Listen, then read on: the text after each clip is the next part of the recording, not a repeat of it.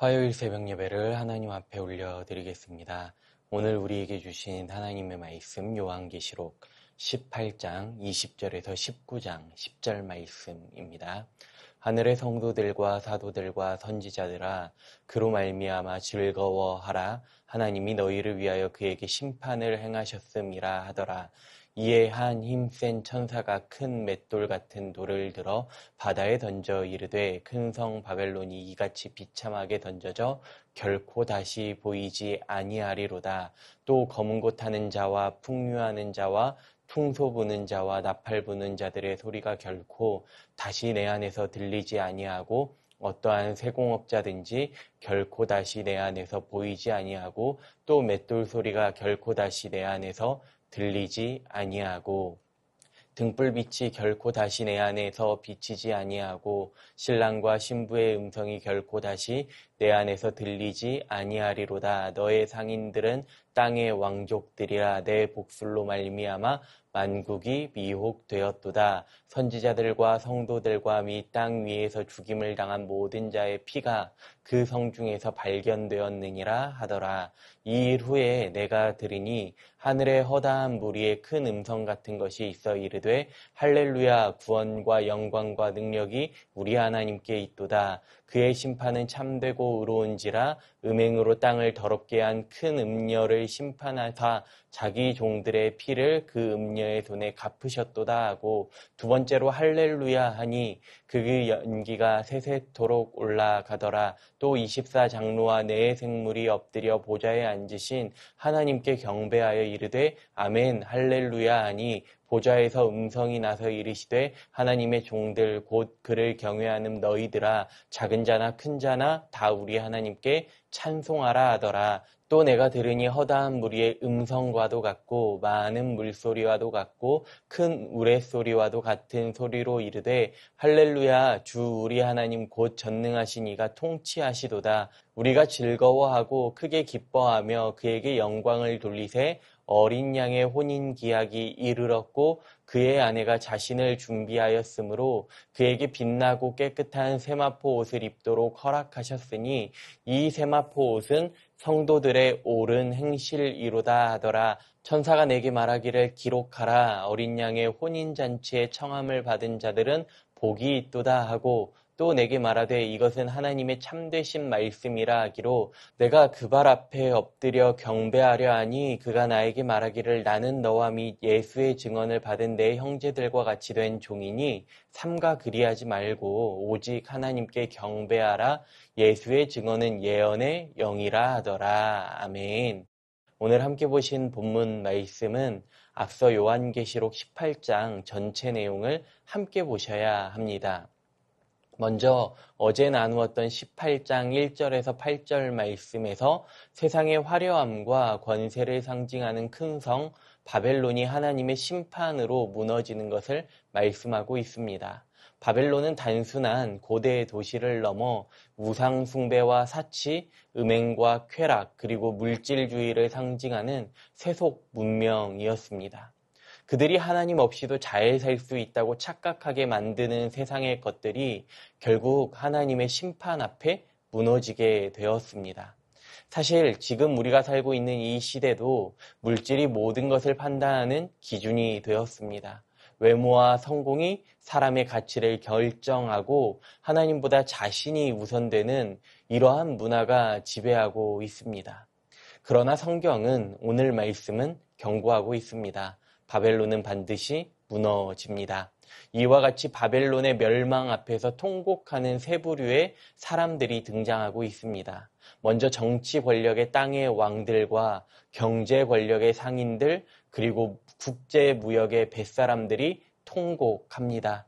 이들은 바벨론과 함께 번영을 누렸지만 바벨론이 무너지자 함께 무너졌습니다. 그리고 오늘 본문에서는 지금까지의 분위기와는 상반되는 전혀 다른 분위기가 나타나고 있습니다. 요한계시록 18장 20절 말씀을 다시 한번 보시면 하늘의 성도들과 사도들과 선지자들아 그로 말미암아 즐거워하라. 하나님이 너희를 위하여 그에게 심판을 행하셨음이라 하더라. 왜 즐거워하라고 말씀하실까요? 바벨론의 멸망은 곧 하나님의 백성에게는 억울함으로부터 해방이고 구원의 완성이고 하나님의 공의가 나타나는 순간이기 때문입니다. 그래서 19장 1절에서 6절까지는 4번에 걸쳐서 큰 소리로 이와 같이 외치고 있습니다. 할렐루야, 여호와를 찬양하라. 우리는 세상의 멸망을 두려워하는 자들이 아니라 하나님의 심판이 의롭고 참됨을 찬송하는 자들입니다. 그리고 심판 후에 어린 양의 혼인잔치가 도래하였으니 크게 기뻐하고 그에게 영광을 돌리라고 말씀합니다. 여기에서 신랑은 어린 양이신 예수 그리스도, 신부는 성도들 곧 교회를 말합니다. 요한계시록 19장 8절 말씀 보시면 그에게 빛나고 깨끗한 세마포 옷을 입도록 허락하셨으니 이 세마포 옷은 성도들의 옳은 행실이로다 하더라. 그런데 신부가 입은 옷을 무엇이라고 말씀하나요? 빛나고 깨끗한 세마포라고 말씀하십니다. 그러면서 이것은 그들의 옳은 행실이라고 말씀하십니다.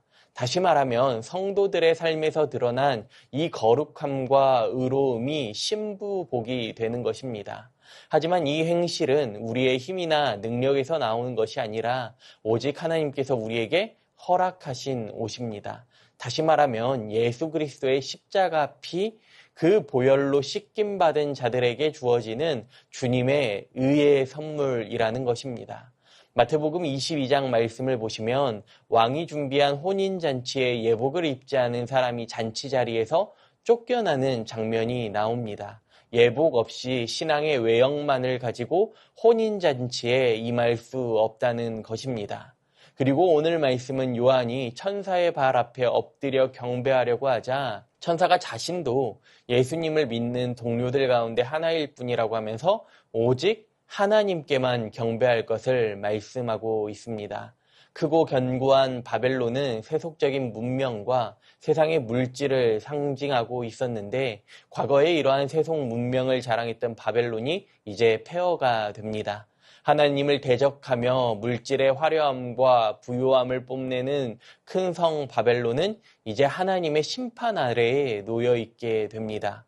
이것들을 쫓아 살던 자들은 슬피 울며 크게 통곡하게 될 것입니다. 그러나 성도들과 사도들과 선지자들은 이것을 보며 크게 즐거워하라고 말씀하십니다. 뿐만 아니라 구원과 영광과 능력이 우리 하나님께 있고 그의 심판은 참되고 의로운 것이라고 하면서 할렐루야라고 찬송하고 있습니다. 우리는 지금 어디를 향해 가고 있고 또 어느 자리에 서 계십니까? 바벨론의 화려함을 부러워하며 그 문 앞에 머물고자 하고 있지는 않으십니까? 우리는 믿음으로 예복을 입고 혼인잔치에 초대된 신부로 살아가야 합니다.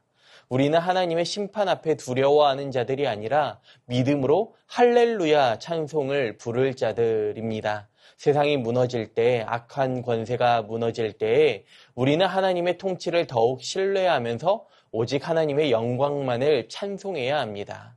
이 시간 저와 여러분이 다시 한번 말씀 앞에 믿음으로 결단하실 수 있기를 소망합니다. 먼저 우리는 영적으로 깨어 있어야 합니다. 나의 소비 습관이나 가치관이나 오늘 나의 시간을 지금 어디에서 가장 많이 사용하고 계십니까? 바벨론이 주는 화려함에 속아 세상 문화에 속아 헛되고 헛된 것들을 쫓고 계시지는 않습니까? 세상이 주는 익숙함과 편안함에 속아서 우리의 마음을 빼앗기지 않도록 날마다 깨어있는 성도들이 되시기를 간절히 소망합니다. 두 번째는 끝까지 믿음의 정절을 지켜야 합니다. 오늘 말씀에서 혼인잔치의 신부는 깨끗한 세마포 옷으로 단장된 자들을 말합니다. 주님은 말씀하고 계십니다. 이 세마포 옷은 성도들의 옳은 행실입니다. 그러니까 예수 그리스도의 보혈로 의롭다 하심을 받았음을 기억하면서 오늘 나의 삶 속에서 나타나야 한다는 것이죠. 야고보서 2장 17절 말씀을 보면 이와 같이 행함이 없는 믿음은 그 자체가 죽은 것이라고 말씀합니다. 우리의 행위로 구원을 받는 것은 아니지만 우리의 믿음은 행실로 증명됩니다. 그러므로 우리는 날마다 삶의 자리에서 예수 그리스도의 향기를 나타내고 삶으로 열매 맺는 믿음이 있어야 합니다. 마지막은 하나님께만 경배해야 합니다. 오늘 천사가 요한에게 말했던 것처럼 우리는 오직 하나님께만 경배하는 성도들이 되어야 합니다. 큰 구원의 은혜를 베푸시는 그 하나님을 기억하고 모든 경배는 오직 하나님께 드려야 합니다. 다른 것으로는 구원받을 길이 없다는 것을 우리가 알고 있듯이 우리의 경배의 대상은 오직 하나님 한 분이십니다. 오늘 우리는 세상의 길을 따르는 것이 아니라 순결한 마음으로 정결한 마음으로 준비된 신부로서 주님만을 따르고 주님만을 바라보며 주님의 예비된 그 한 사람 한 사람이 되어질 수 있기를 간절히 소망합니다. 주신 말씀 기억하시면서 함께 기도하겠습니다. 세상의 유혹과 문화에 물들지 않고 깨어있는 성도 되게 하여 주시옵소서. 믿음의 정절을 끝까지 지키며 주님 앞에 단장된 신부로 서게 하여 주시옵소서. 모든 경배와 영광을 오직 하나님께만 돌리는 삶이 되게 하여 주시옵소서. 주신 말씀 기억하며 기도합니다.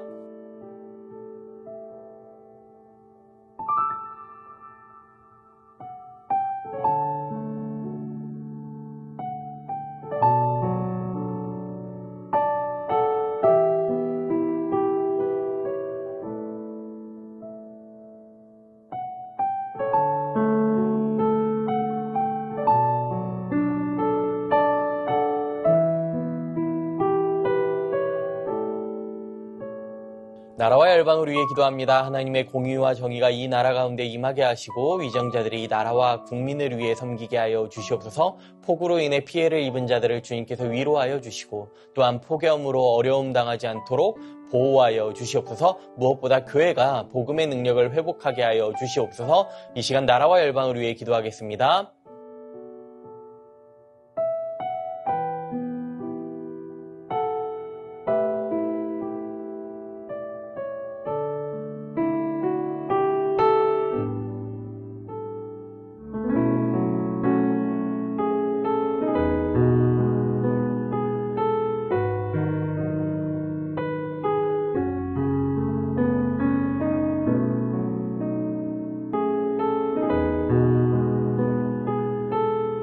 교회를 위해 기도합니다. 그리스도를 더욱 알아가는 일에 힘쓰게 하시고 이번 주에 진행될 유치부부터 청소년부에 이르는 여름 사역이 하나님의 인도 아래에 안전하고 은혜 가득한 시간 되게 하여 주시옵소서. 담임 목사님 성령 충만하게 하시고 세임과 능력과 지혜를 더하여 주시옵소서. 시니어 어르신들 날마다 강건하게 붙들어 주시옵소서. 교회를 위해 기도하겠습니다.